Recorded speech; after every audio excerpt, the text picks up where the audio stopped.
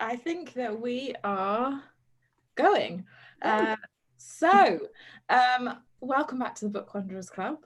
Thank you for joining us live, or hello as well to everyone who's kind of watching it back. I'm just going to mute my YouTube now. It's refreshed to make sure that we can't hear ourselves 15 seconds in the past. There we go.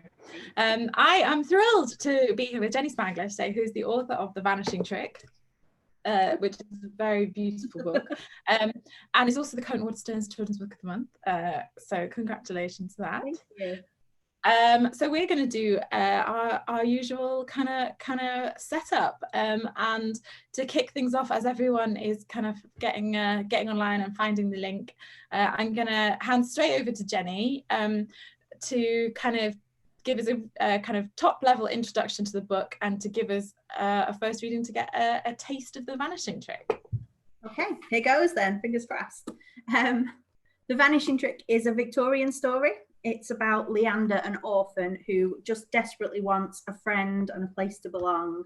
And he thinks he's found that when he's offered a job by Madame Pinchbeck, who is a travelling medium. She goes around the country conjuring ghosts for rich people. She offers him a job in exchange for his mother's locket, but it's a trick, and she's trapped him inside the locket and can make him disappear and appear at will.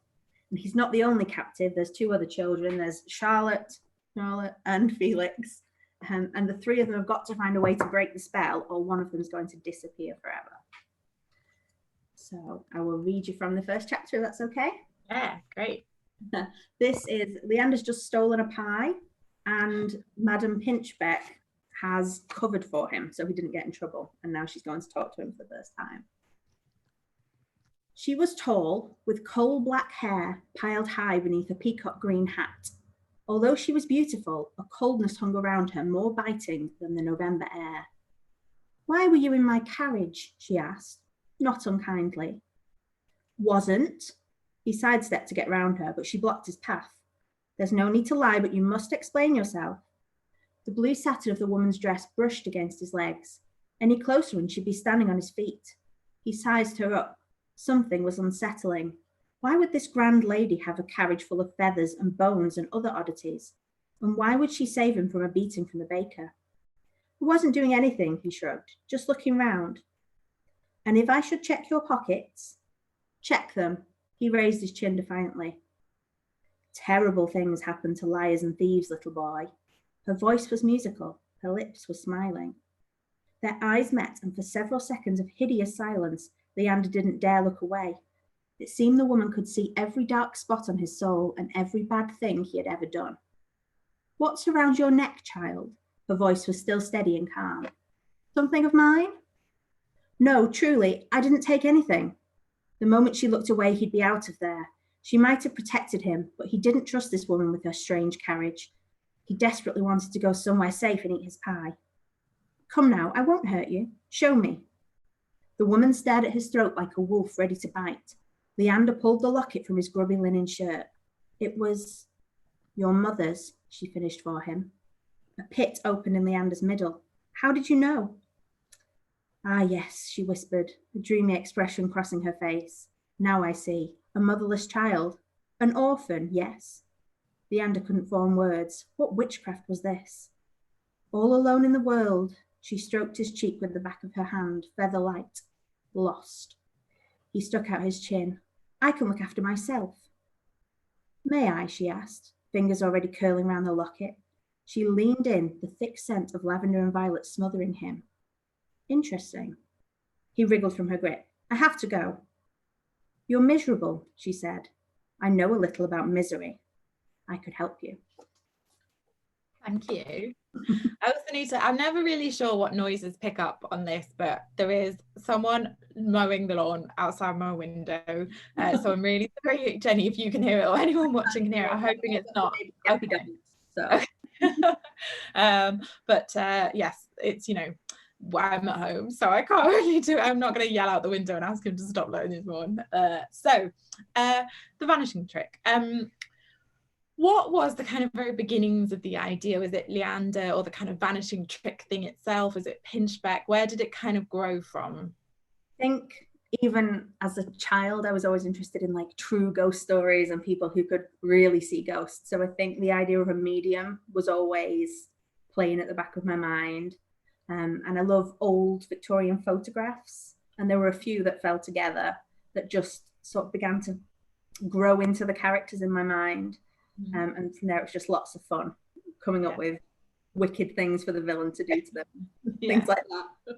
Well, I was gonna come back to this later, but because Pinchbeck is such a great villain, and I read in your acknowledgements though that she started out as a male villain. I thought that was really interesting. Could you tell us a bit about kind of how you realised that she worked better as a female character?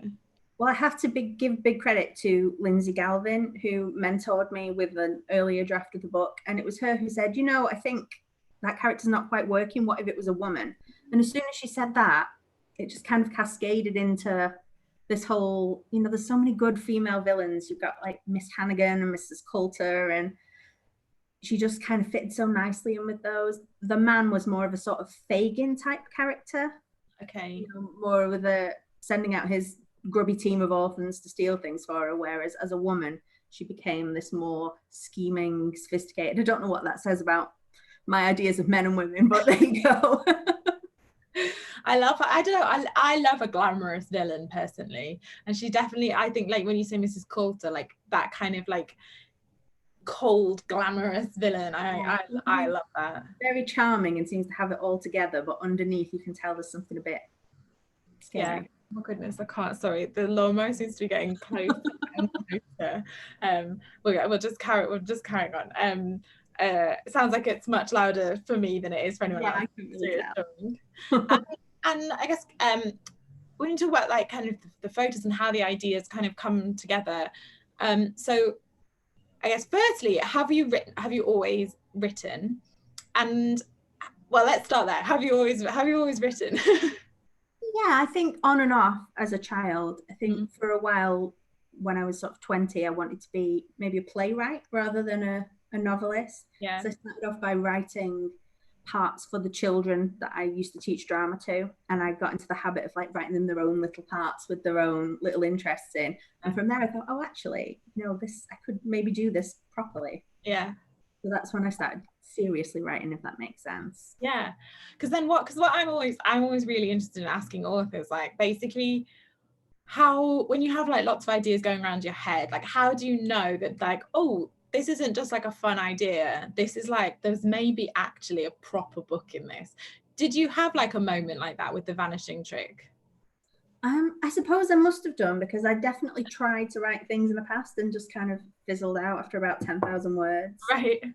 But I didn't. Sometimes an idea just kind of won't let go inside your brain, and you think, no, I need to get this out somehow. Mm-hmm. Yeah. And are you much of a planner? Like when you had that kind of start of an idea, did you plan, how much of the story did you have planned out in advance? I sort of wrote half of it and then had to go back and start planning, because I realized that my brain is not clever enough to keep track of all the threads and the structure all over the place. I've got to plan a big story. Yeah. Okay. I wish I didn't have to. I'm sorry, I might have to, this is ridiculous, I might have to just, he's coming even closer, I might have to just ask him. Also, I'm going to have to try and do it without standing up because I'm wearing my pajama bottoms still. Excuse me, hi, I'm just on a work call, is there any chance you could just hold off for a minute? Thank you so much. Sorry about that. Anyway, hi, he's going to come back. You probably all heard and saw that. Sorry if you saw my pajamas.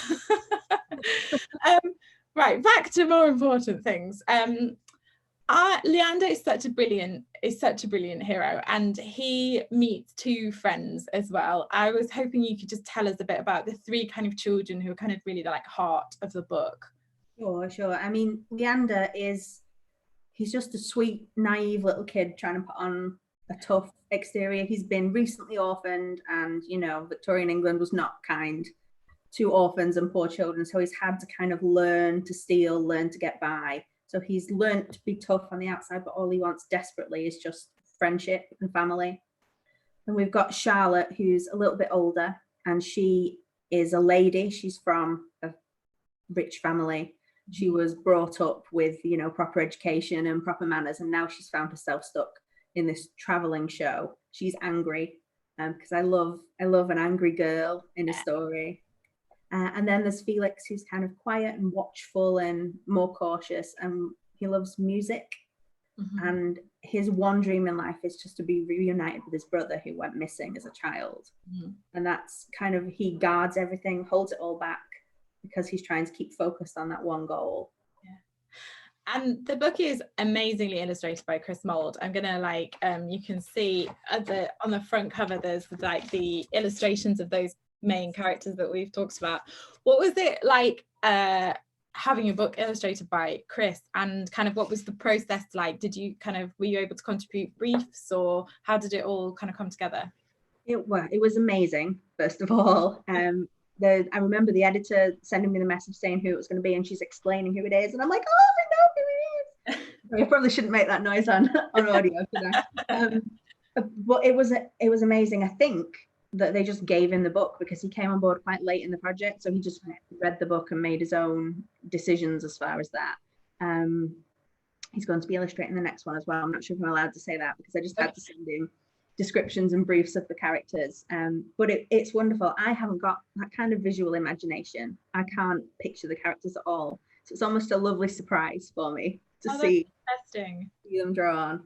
Yeah, I'm the opposite. I'm incredibly annoying for my long-suffering illustrator because I have very specific images. Oh, really? But and it's that weird because sometimes, you know, like you obviously describe elements of what they look like, but you know, you don't have a whole page where you describe exactly what someone looks like. I think I'm probably super annoying. I'm forever sending like reference images, which is probably really annoying. Although I've started, I think now, because I'm aware that I actually have clear-ish ideas. When I introduce new characters now, I do find that I am physically describing them more, just to smooth that process along. Right, I think now would be a lovely point to have another taster of the book.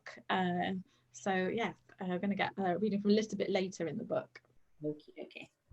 So this is from chapter 7, and Madam Pinchbeck runs a sort of travelling show conjuring ghosts, of which the children have to play a part. And so this is Leander's very first time at a seance. A motorbike whizzing past my window. A long, ghostly wail rose in the darkness, trembling like the clasped hands of the people at the table. Leander couldn't tell where it was coming from. The elegant room beyond the candle beams was so dark he could almost believe they had fallen off the edge of the world into nothingness. The wailing climbed and dipped, and Leander realised it was a violin. Felix was playing in some hidden corner, his melody dark and unsettling. Faster and faster the violin laughed and cried its unearthly song.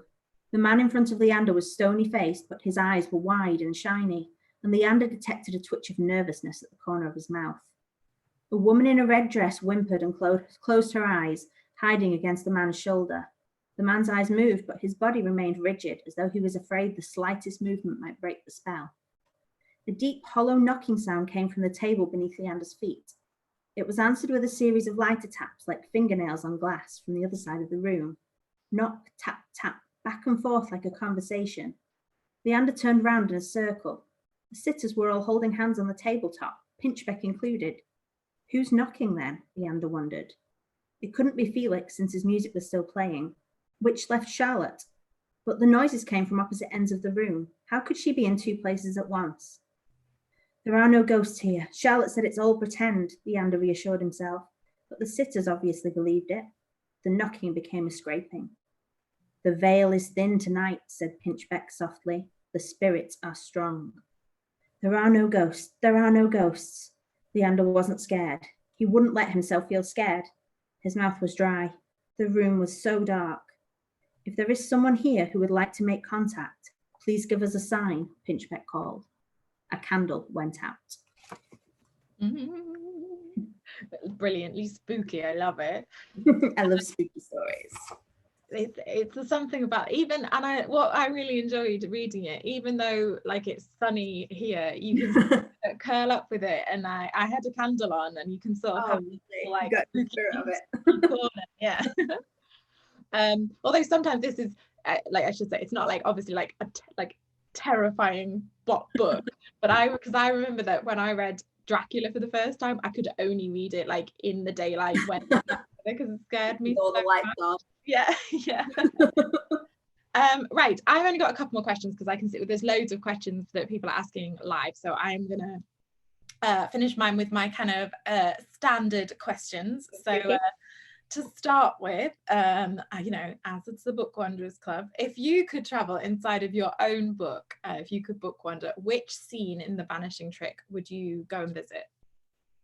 At the risk of sounding really morbid, there's a scene in a graveyard that I would love to be there for because it was the most fun to write. It was so spooky and gothic, and it's set in a real churchyard. It's not that far away from here. Not that I've ever been there at night. But I would like to see that play out myself. Okay, great. That's a great choice. And then if you could have dinner with any 3 authors, living or dead, who would you invite? Right. I would have Neil Gaiman. Okay. Because I love how very clever his books are, how he weaves in all these hints of myths and things like that. I wish that my mind worked at that level, so I think he'd be really interesting. I would have Eva Ibbotson. Oh, yes. I only discovered as an adult, but I wish I had been reading her books as a child because they're just delicious. She's so wonderful. And they're so satisfying. You feel like you just had a lovely adventure every time you read one. Yeah. And then I think probably Joan Aiken. Because The Wolves of Willoughby Chase were probably like the first gothic story I read as a child. Yeah. Even now I could read it. It's one of my favorite children's books. It's such a good book. Such a good book. Right from the beginning with the wolves on the train. So I would love to have dinner with her. Actually, do you know what there is? I can't remember her name. The governess in Wolves of Flycarp. She's not un-pinchbeck like at times, is she? I think she must have been at the back of my mind when I was writing it as an unintentional tribute. Yeah, like they're completely different characters, but I just, when you said Wolves of Willoughby Chase, this that kind of like cold. She's brilliant. She likes a glamorous dress, doesn't she, Miss Flycarp? Yeah. And then my last question is just about what you have been enjoying reading recently. Is there anything that you've read on lockdown or recently that you would recommend? I've got this terrible habit of reading like 3 or 4 books at the same time, and so I've got lots that aren't finished. I'm absolutely loving Crater Lake, the Jennifer Killick book. I don't know if you've read that. No, I haven't. No. It's delightful. It's scary in just the right amount, and it's witty. It's just brilliant. And I'm reading Lindsay Galvin's new book, which should have been out last week, but has been delayed by circumstances. It's wonderful, and I can't wait for you to read it. It's called Darwin's Dragons. And it's a Victorian historical book, so obviously right up my street. It's like Robinson Crusoe, but just the exciting bits. They should use that as the blurb. Right, thank you to everyone who has sent questions in. Do keep sending them in. I'll get through as many as possible. So lots of people saying hi, and Gavin says congrats on Waterstone's Book of the Month, and that Madam Pinchbeck is one of the best children's literature villains that he's read in such a long time. Thank you. So first question is, Fiona asks, what made you want to be an author? I don't know that I was ever thinking author specifically, but I always want to do something creative. And it is just, author's one of the few things that you can start on your own. Yeah. Being creative, you don't have to pass an audition or anything like that. And now that I do it all the time, I love it. It's wonderful. Even the bad bits are fantastic. That's probably not much of an answer, but no, I think that's great. And also it's honest, which is the best thing. I think this is probably quite a difficult question, but Mia, who is 10, would like to know what your top 5 favorite books are. Oh my goodness. I've already said The Wolves of Willoughby Chase, so I've got to stick with that one. Okay. As a child, I loved The Secret Garden. It's a little bit problematic as an adult, but that sort of magic of going into the garden and being healed and amazing, wonderful. It's really hard. Yeah. Well, I've already mentioned Eva Ibbotson, so I'm going to say favourite one is Monster Mission. Ah, great. It's Island of the Ants, I think, originally, where they've got the baby kraken that they're trying to save. That is amazing. What else have I read recently and loved? Secret of the Night Train, Sylvia Bishop. Ooh. Fantastic. It's so fast-paced and kind of light and bubbly all the way through. I really like that one. Yeah. And for a grown-up book, The Night Circus. Oh, great choice. Kind of that. Really, really rich. Fab. Right. I think that this is Lizzie. Who are your favourite authors, and did any of them inspire you? So I've sort of touched on that already, but I will say a lot of my favourite authors recently have become authors that are writing now that I've got to know, because they're all such amazing, lovely people. And I feel like every time I meet one of them, I kind of get a bit of their magic on me, if that makes sense. Michelle Harrison is amazing. The Pinch of Magic and the Sprinkle of Sorcery, and she's just announced the new series, hasn't she, for younger children? I'm really excited about. But Michelle is my guest on the Bookwanderers Club on Friday, so I know I will be watching. So yeah, there's too many to mention. Yeah, no, and children's books, it's such a nice community. Like, nice is such like a non-word, but like it's such a supportive and encouraging and fun community. It really is. Nobody's got an ego. No, it's a really, oh no, I was about to say, I wouldn't say nobody's got an ego. I should go down that route. It's a lovely community to be part of. Maya says, I'm reading this book at the moment, and I'm up to, this isn't a spoiler, up to when Charlotte realizes what Pinchbeck is up to. An amazing plot line and characters.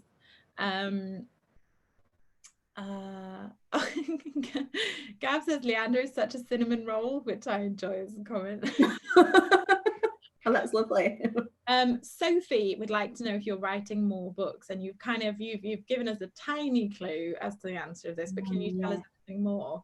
It doesn't have a title yet, which isn't good, is it, for publicity reasons, but I'm writing a book about a real life Victorian professor called Joseph Faber, who invented a machine that could speak with a human voice. Ooh. And in my story, the machine starts predicting terrible future events he can never prevent, until our hero, a 12-year-old stagehand called Hannah Rabbit, comes along and tries to fix things herself. Exciting. Also, Hannah Rabbit is an amazing character name. Got a few people asking for tips for aspiring and budding authors. So my number one tip for any big dream you've got really is to work really hard and be really kind. Mm-hmm. Because if you work hard, you can get better at anything. And as you know, when you're writing a book, you have to go back and do it again and again and again to get it right. There's no shortcuts. You've just got to put the hours in. And if you're nice to people, then they will be excited for you, and they'll want to introduce you to people, and they'll want to help you, and they'll want to celebrate with you. And that makes everything so much easier. So be nice. That's very good advice. This is another one that's probably a little bit difficult. I know it's just like some of these are hard when they're just launched on you, but inspired by the author dinner question, I think this is Mia, has asked if you could have dinner with 5 characters, who would you choose? Oh, that is such a good question. Okay, I can do this. Pip from Great Expectations. Okay. Amazing character. Who else? Liesel from The Book Thief. Amazing character. Possibly even Death from The Book Thief. Yeah. Pretty interesting character. I'm recently obsessed with Good Omens. Okay. So can I have both the angel and the demon from Good Omens together? Sure. And then who do I pick from my last one? Is it really awful to pick one of my own characters? No, not at all. The professor who invented the talking machine and see what he was really like in person. That's a great one. And then that's a clever one as well, because it's sort of a character now, but it's also kind of a real life historical person. Yeah, I'd like to see if I got him right or if I was way off the mark. That's a great one. And again, kind of linked to one of the other questions, is because we asked about which bit of your book you'd book wander to, but if you could book wander into another person's book, where would you go? And again, there's so many books you could choose, but just one that comes to mind. Is it cheating to say the Strange Worlds Travel Agency? Because then I would get the bonus extra worlds of the travel. clever answer. Yes. And if you want to hear more about the Strange World Travel Agency, LD was also a guest on this, and all of the old interviews are up on my channel. So you can go and find out a bit more about the suitcases and the other worlds that they've created. Right. I'm aware that we are running out of time. Also, I'm having to scroll through and find the questions because there's so many people just saying about how much they're enjoying reading and how excited they are about the book. So I'm having to there's a lot of praise that I'm finding questions amongst. Fiona would like to know if you would ever like to write a World Book Day book. Yes, that would be amazing. That's definitely on the bucket list. Yes. Just waiting for someone to call me. Yeah, I don't think you'd find an author, Fiona, that didn't say yes to that. But yeah, it's a huge sort of bucket list thing, I think, for almost all of us. Yeah. Right. Okay. So I think that as we're sort of nearing past, I'm going to move into the kind of closing few questions that we always do. So to start with, Jenni, are there any which bookshops would you like to kind of flag or recommend that you love? I'm going to cheat a little bit because there aren't really many bookshops around here at all. So I'm going to tell you the ones that I'm dying to visit when lockdown lifts. I want to go to Seven Stories in Newcastle because it looks amazing. That's as close as you're going to get to wandering into a book, isn't it? Walking around. And it's an incredible place. Yeah. Is it? I really desperately want to go. And the other one is Mr. B's Emporium in Bath, because they do a book spa where you can go and they will pick out all the books they think you love and feed you cake. And that sounds incredible. Much nicer than a real spa. Yeah, Mr. B's is also, it's everything you want it to be. It's such a great I hear so much about it, and I'm going to be there as soon as I'm allowed to be. Yeah. And then to finish us off, if you've been inspired, well, I can see that lots of you are feeling inspired by all of your comments and questions by listening to Jenni talk about her books and her writing. We've asked Jenni to come up with I always say we when I'm doing this. I feel like, I don't know, I get like sucked into we like hosting like something, but it's just me. I've asked Jenni to come up with a writing prompt for you. Yes. It's sort of an idea generating prompt. Right. So what I do as a warm-up is I write loads of lists for things. So I've done a couple for you here. This one's a list of things you shouldn't do in Macdonalds. I won't make you read them all. Unpleasant noises, and I've got things that are bigger than an elephant. And my challenge is to pick a topic for yourself and to make a list, and don't stop until you reach the end of the page. After about 5, you'll use up all your obvious ideas and you'll think, I can't do any more, but keep pushing. And that's when your brain will start to come up with all weird and wonderful things. And once you've done a few lists like that, you can pick your favorite, strangest thing from each list and fold them together into a story. That's amazing. That's such a good idea. I feel like I am personally also amassing so many tips from having insight from so many authors over the last couple of weeks. So sometimes people are like, yeah, say these ideas for like getting ideas. And I'm like, that's a great one. We had Chris Smith on really near the beginning, and he was saying that he uses maps to find character names. And I was like, that's such a good idea. So I'm just amassing all of these ideas for myself as well. So that's a fab prompt. Great. Okay. Right, so we are at the end of our half an hour for today, I've just seen someone to say that they're watching from Vermont, which is amazing. I think that's Lizzie. So thank you. You must have had to get up quite. Where's Vermont? Is yeah, you must have to get up quite early. So thank you very much for getting up and joining in and asking questions. Right, so I will be back on Friday with Michelle Harrison. And I will be announcing the authors for next week tomorrow, so on my Twitter, so keep an eye out there for that. Once we've gone, I will update the description box with more where you can find the Vanishing Trick, where you can find out more about Jenni, where you can find me on social media with the bookshops that we've talked about and the writing prompts. Anything we've talked about, I will pop it into the description box. Thank you everyone who has watched and asked questions. It's lovely to see so many people chatting in the comments. And the biggest thank you of all, of course. Sorry, there's a FedEx man outside my window. Oh, okay. Well, you can go and find thank you so much, Jenni. Congratulations again on the book coming out. And yeah, thank you everyone for watching. Bye-bye. Bye.